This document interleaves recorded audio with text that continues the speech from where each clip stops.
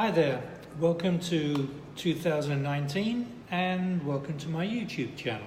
My name is Ciro Marchetti and today I'd like to talk about the Seven of Coins. Not the first card you'd think of, not one of the majors or the card of more significance, let's say. Just the middle of the road, minor arcana. However, for me actually it's quite symbolic of a common problem I have in not always being clear as to the meaning of a card. I tend to either not get it or disagree with what others suggest the meaning of certain cards are. And that certainly is the case here in the Seven of Coins. In the original depiction of Pamela Coleman Smith's illustration, I assumed that it was a positive representation of a farmer having put in his seasonal hard work, and now it was time to reap the rewards of that effort. You know, the harvest was in, the crop was in, job done. So altogether, a kind of positive card. But more recently, I became aware of another, and arguably the true significance of Pamela's illustration. It represented the historical event of the potato famine in Ireland, the devastating results in human lives of that failed crop, and I believe it undermined the whole wave of immigration to the States by a destitute population. So clearly, not a positive card. The man leaning on his tool, a hoe, is not one of sort of reflective contentment, but rather one of despair. Something has failed, be it beyond and despite his efforts. And so I'm confused because that makes perfect sense now. That sort of pile of 7 coins towards the bottom of the card is not that of a flourishing tree in full bloom. It's a heap on the floor. And yet, the illustration, the crop, has been depicted in a rather similar way in the 9 of Coins. So truly I do not understand the correct illustrative methodology and rationale behind that. That's just my confusion. But nevertheless, I would like to say that there's another aspect to this particular card. As a young child, I used to play, along with my mother, a game of an Italian game of cards called Scopa. Scopa in Italian is a broom.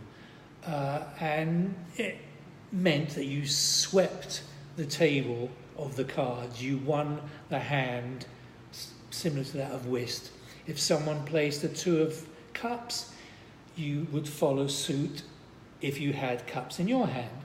If you didn't, you could lay whatever you wished. If you laid a coin, a suit of coins, you would win. Coins were, for whatever traditional historical rationale, the superior suit.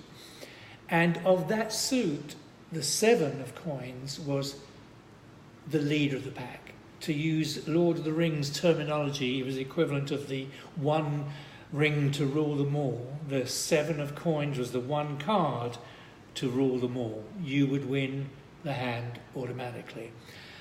Such was this significance that the 7 of Coins became a kind of cultural icon. Many Italian restaurants are named after the 7 of Coins, the Sette Bello Pizzeria. Motorbikes were called the Sette Bello. A fleet of first-class trains were called the Sette Bello. And indeed they were special, since I believe they arrived on time, which is quite outstanding considering the reputation of Italian railways. And so I've paid homage to that by placing the little phrase "Sette bello" in the bottom left-hand corner. Bless you, Mum. In the right-hand corner, if you look closely, there's a little bug. Cute, friendly, or maybe not so. I'm no agricultural expert, but I'm assuming that from a farmer's perspective, bugs are not good news. Possibly there's some benefit in some cases one may help pollinate the plants, but I would guess in the majority of cases they are not welcome. They could cause a failure of the crop, and that is a nod, a head acknowledgement to the potential downside of this card, the potato famine. So there's the symbology there.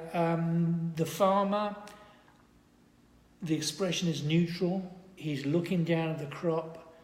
He's putting in the effort under the hot sun, but there's no expression, positive or negative. He's too experienced, too resigned to the reality of his world to know that he has no serious influence on the outcome.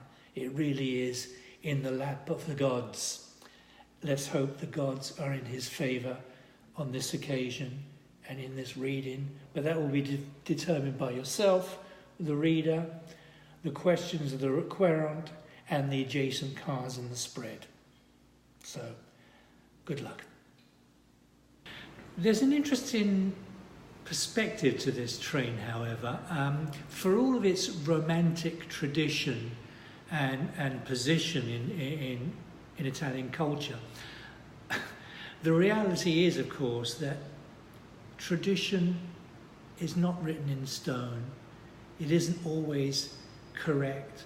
It isn't always applicable to today's terms.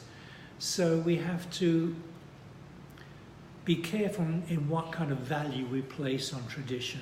It's fickle and it is not always enduring. Take the fate of those once beautiful, famous trains. Now, unfortunately, they're just a rusting heap, a blank canvas for graffiti artists. Read into that what you will.